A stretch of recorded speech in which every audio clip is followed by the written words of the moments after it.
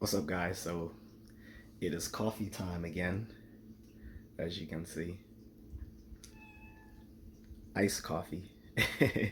But I actually started adding protein to it, so I don't want to show the whole thing because I'm not giving like free uh, uh, pu- um, advertising to some company unless I'm getting monetized for it, which I'm not. So um, I just wanted to clarify something I said in one of the things I said in the last video was that um, HBCUs aren't really a good option for uh, many black students who wanted to go to elite universities.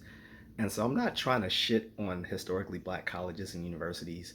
Rather, I'm trying to make a point to people who are trying to push this pro-blackity black narrative that um, overachieving black students should rather go to HBCUs than try to go to elite universities because affirmative action has been for college admissions has been stopped. That doesn't make sense.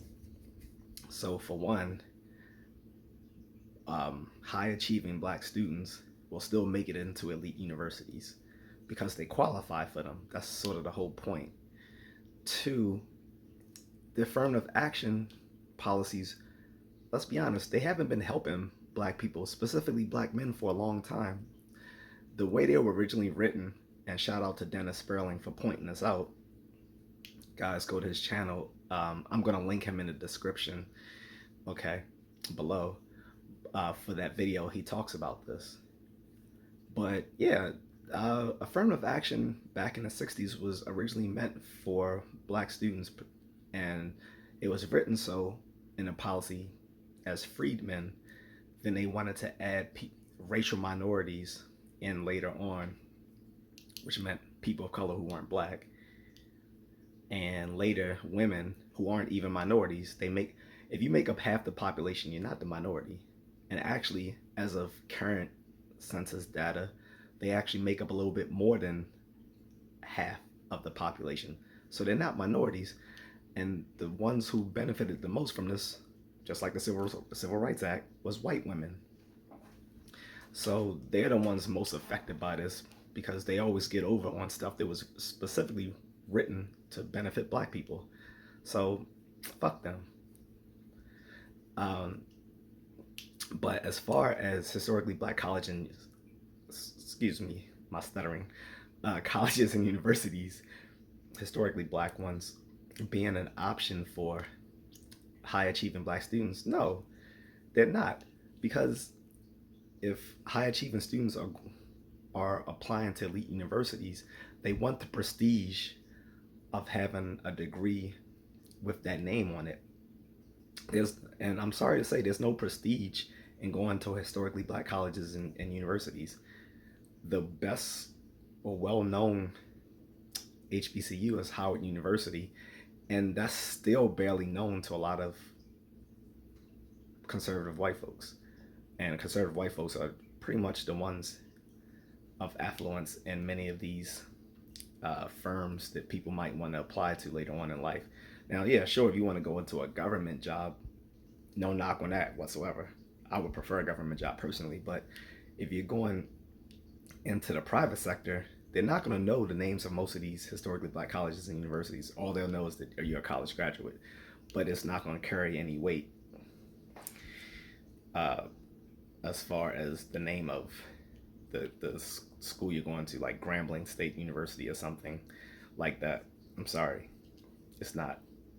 And that's a better known one. I could mention a bunch of them that people probably never heard of. Schools I never heard of until I saw it on BET over 20 years ago when they were doing a black college tour. Most of these places I never heard of, in cities I've never heard of. So I just wanted to clarify that. I don't want to say that historically black colleges and universities are bad. Now, to be sure, there are some bad ones out there, and I'm not going to say any by name. There's a few bad ones, but overall, they would give a very great college experience, but I don't think they would be an alternative to going to elite PWIs, or primarily white institutions, PWIs, that most high achieving Black, Indigenous, and Latino students will go to. So anyway, like I said, there's very few actual like foundational Black Americans, especially foundational Black American men, in these elite institutions, even when we had affirmative action. So if it's not going to really benefit us, I don't care anymore. And as far as HBCUs, I think they're still an important legacy in Black American history, particularly foundational Black Americans. For those who are not familiar with foundational Black American, FBA, or ADOS, American Descendants of Slavery, we're talking about Black Americans who were brought here originally through slavery, not the recent immigrants who came here as part of the Black diaspora, like Afro-Latinos, Black Caribbean people, and African immigrants. They don't count as foundational Black Americans. No shade to them, but they don't count for some of the policies that foundational Black Americans deserve from this government. They can get those from their own. But yeah, the HBCUs are an important part of their legacy, and they should still remain as an option for those particularly who probably wouldn't have qualified for the more elite institutions like MIT or Harvard or wherever. But for the folks who qualify, they're still going to be able to go to those places. So it's not a replacement